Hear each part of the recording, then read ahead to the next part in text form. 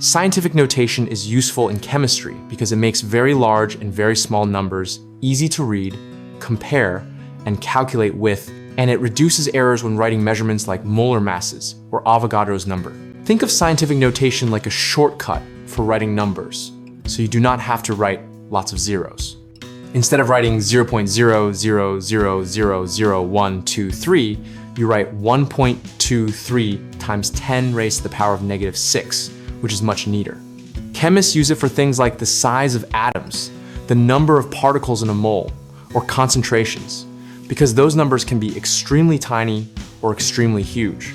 Using scientific notation also makes multiplication and division easier because you can handle the powers of 10 separately from the main numbers.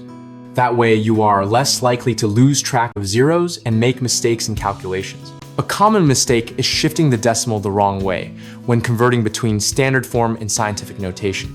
So always count how many places you move the decimal and whether the exponent should be positive or negative. Another error is mixing up significant figures when using scientific notation for measured values. So keep the digits that are measured and use the exponent only for scale. Students also sometimes ignore units when using scientific notation, and that causes wrong answers. So always write the unit alongside the number and convert units before doing arithmetic.